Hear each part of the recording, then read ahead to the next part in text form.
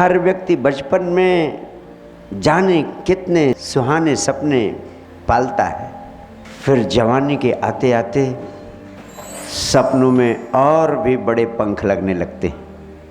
लेकिन जब वास्तविक जीवन का संघर्ष शुरू होता है, धीरे धीरे सपने बिखरने शुरू हो जाते हैं और जवानी जाती नहीं कि आदमी के सपने धरे के धरे रह जाते हैं। जब जिंदगी का अंतिम चरण शुरू होता है तो बहुत कुछ बदल चुका होता है।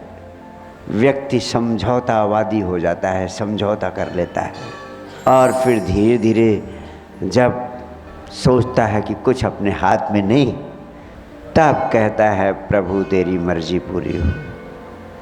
इसलिए हर आदमी का जीवन सिर्फ दुखों की कहानी, हर एक का जीवन। छोड़ दें थोड़े से अपवादों को, महावीर, बुद्ध, कृष्ण, क्राइस्ट को, तो हर आदमी का जीवन सिर्फ दुखों की कहानी है। ऐसे सपनों की कहानी जिनकी यात्रा शुरू होती है बड़े रंगीन जगत से और जिनका अंत होता है बड़ी निराशा में। ये सपने जो पैदा होते हैं टूट जाते, बिखर जाते। मैंने बड़ी गंभीरता से सोचा कि कैसे तुम्हारी ज़िंदगी के सपने तुम पूरी ज़िंदगी में साकार कर सको।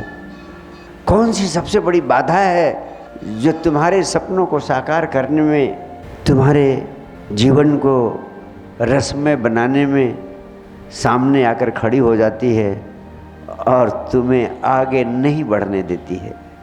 एक ही बाधा है, उस बाधा का नाम हर एक को पता है और हर एक व्यक्ति उस बाधा का शिकार है।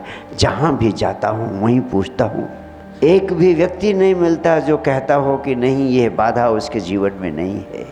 वो कौन सी बाधा है जो तुम्हें पंगु कर देती है, जो तुमसे तुम्हारे सारे सपने छीन लेती है, जो तुम्हें शक्तिहीन कर देती है? उस बाधा का नाम है चिंता, तनाव, अशांति। और इस सारी चिंता का कारण क्या है? इस सारे भय का कारण क्या है? तुम चिंता में हो, तुम भय में हो, तुम्हारे जीवन में नकारात्मकता, अशांति है, तनाव है। इस सारी चिंता का, भय का, तनाव का, अशांति का, नकारात्मकता का कारण क्या है? एक ही कारण तो है। एक भय तुम्हारे प्राणों में भरा है कि कहीं वैसा न हो जाए जैसा तुम नहीं चाहते हो। यही तो चिंता है कि कल कहीं विपरीत न हो जाए।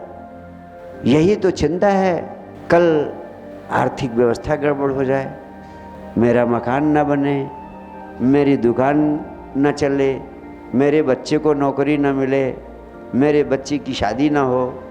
यही सब चीज़ें तो हैं।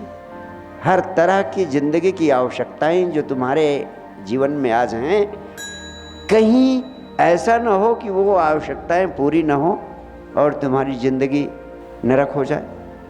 आखिर इस चिंता से, तनाव से, अशांति से, नकारात्मकता से बचा कैसे जाए? कभी गंभीरता से सोचा किसी ने?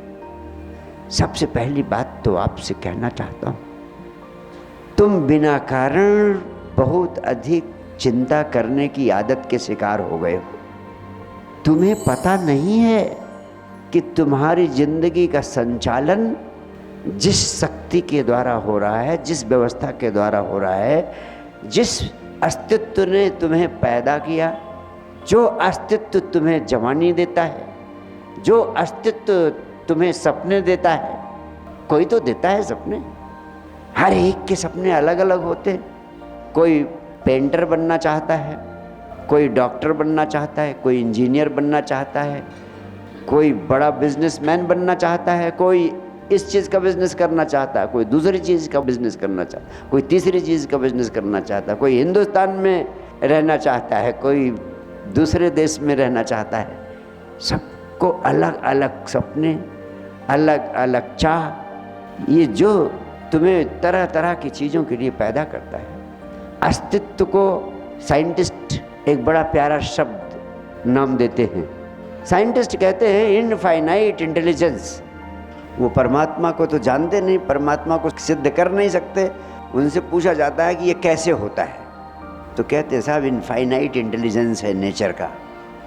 और अगर आप परमात्मा को नहीं भी मानते हो, क्योंकि आपने जाना नहीं है, जिस चीज़ को जाना नहीं है उसको मान लेना भी ठीक नहीं है, तब तक उसको नहीं मानना चाहिए जब तक तुम उसे जान ना लो।